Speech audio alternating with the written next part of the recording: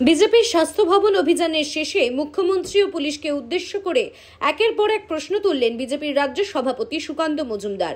বৃহস্পতিবার বিকেলে বিজেপির স্বাস্থ্য ভবন অভিযানকে কেন্দ্র করে বিধাননগর সেক্টর 5 থেকে সুকান্ত বলেন, ভারত মাতা কি মহান দেশের মহান নেতা নরেন্দ্র মোদী জিন্দাবাদ, নরেন্দ্র মোদী জিন্দাবাদ, জেপি নাড্ডা জিন্দাবাদ, অমিত শাহ জিন্দাবাদ। We want justice. We want justice. দফা এক দাবি এক, দফা এক দাবি এক, দফা এক দাবি এক, দফা এক দাবি এক। বন্ধুগণ, রাজ্য জুড়ে ধর্ষণ, দিদি তোমার আর নেই প্রয়োজন। তুমি অনেক দিন হয়েছে অনেক পরিশ্রম করেছো, অনেক লুট করেছো, আজকে তাই বাংলার মানুষ জেগে উঠেছে। আজকে আমরা হুডকো মোড় থেকে আমাদের বিভিন্ন নেতা, মাননীয় দিলীপ দা এখানে উপস্থিত আছেন, মাঝপথে আমাদের বিরোধী দলনেতা শুভেন্দু অধিকারীকে গ্রেপ্তার করা হয়েছে, কিন্তু তারপরেও তিনটে ব্যারিকেড পার করে আমরা স্বাস্থ্য ভবনের সামনে এসে পৌঁছেছি। এখানে যে ব্যারিকেড আছে কিছুই নেই, বিজেপি ফু দিলেই পুলিশ উড়ে চলে যাবে বিজেপির কর্মীদের এত ক্ষমতা আছে,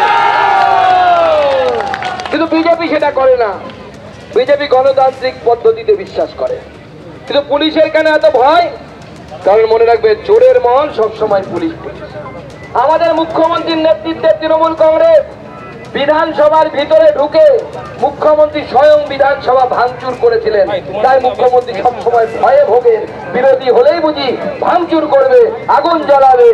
না মুখ্যমন্ত্রী, আমরা বিজেপি, আমরা দেশভক্ত, আমরা নরেন্দ্র মোদীর ভক্ত, আমরা ভাঙচুর করি না, আপনার মতো অন্যায় অবিচার করি না। কিন্তু আপনি কি করছেন?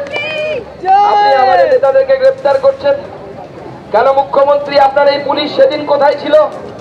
আপনার এই বিনীত গোয়েল, বীর পুঙ্গব সেদিন কোথায় ছিলেন? যেদিন 7,000 লোক, আপনাদের মত অনুসারে আমরা বলছি না, 7,000 লোক ব্যারিকেড ভেঙে ঢুকে গেল আরজি করের ভেতরে, যে ভ্যান্ডালাইজ করলো, ভেঙে দিল, ছুঁড়ে দিল, কারা ভাঙলো? তৃণমূল কংগ্রেসের কর্মীরা ঢুকেছে।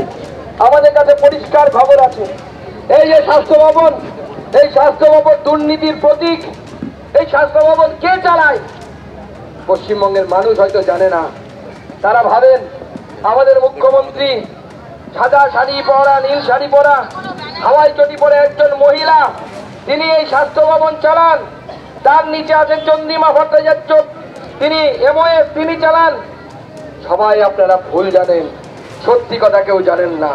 এই স্বাস্থ্য ভবন যদি কেউ চালায়, তিনি ডক্টর এসপিডি চালান, তার দ্বারা এটা চালিত হয়, নেক্সাস দ্বারা চালিত হন, যিনি মুখ্যমন্ত্রীর একদম কাছের বন্ধু।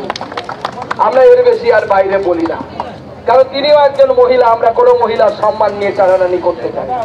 আমি গতকালও বলেছি, আপনারাও খুঁজুন কে এই ডক্টর শ্যামা বাবা।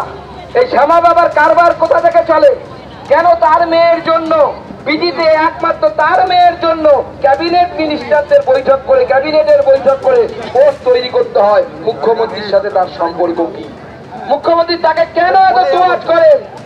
কারণ এখন একের পর এক যে অভিযোগ উঠে আসছে, দেহ বিক্রি, দেহ ব্যবসা, পর্নোগ্রাফি, ড্রাগ র্যাকেট, প্রশ্ন ফাঁস। আমি জানি না আমার আপনার ঘরের সেই নিরীহ মেয়েটা কি জেনে ফেলেছিল, যার জন্য তাকে আজকে জীবন দিতে হলো। আজকে এই পুলিশকে আমরা প্রশ্ন করতে চাই, আপনাদের সিপি যিনি মাথার উপরে বসে আছেন, তার কি 1% লজ্জা নেই? 1% লজ্জা নেই সেই সিপির? তিনি ঘুরে এসে বলেছিলেন, there is no sign of external injury, কোনো বহিরের বাইরে আঘাত দেখতে পাচ্ছি না। সিপি সাহেব, পোস্টমর্টম রিপোর্টটা পড়ুন। পোস্টমর্টম রিপোর্টে বলছে 15টা এক্সটার্নাল ইনজুরি মেয়েটির গায়ে আছে। আর আপনি যদি সেই এক্সটার্নাল ইনজুরি দেখতে না পান, আপনি অপদার্থ সিপি, আপনি পদত্যাগ করুন। আপনার পদত্যাগ করা উচিত, আপনার এই পদে থাকার অধিকার নাকি আপনি সব জানতেন? শুধুমাত্র মানুষকে বোকা বানানো, আত্মহত্যা আত্মহত্যা বলে প্রচার করা।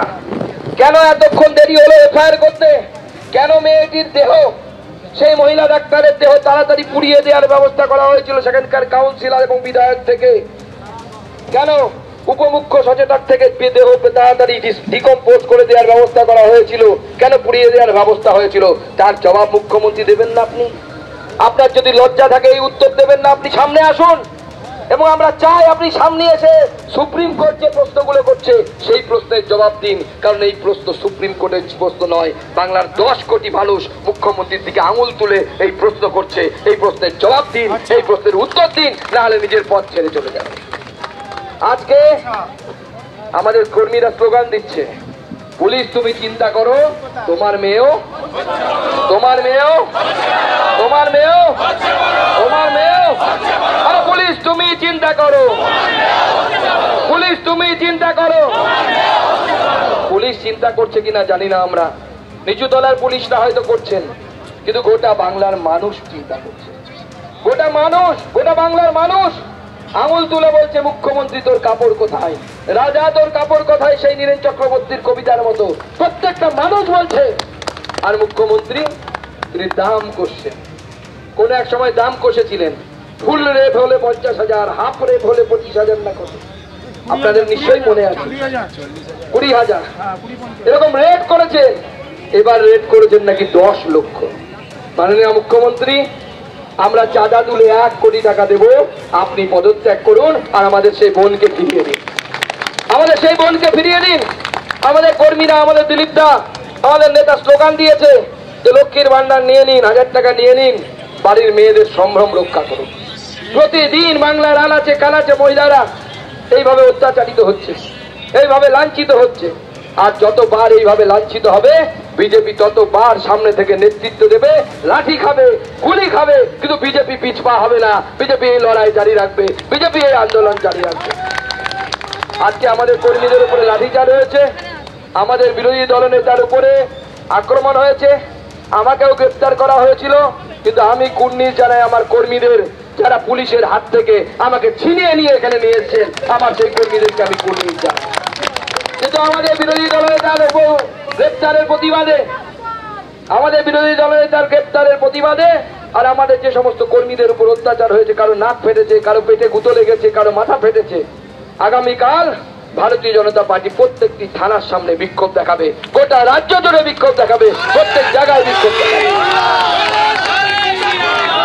যেমন দিলীপদা বললেন, এই আন্দোলন জনতার আন্দোলন, আর বিরোধী দল হিসেবে আমাদের কর্তব্য, আমরা সেই কর্তব্য পালন করছি।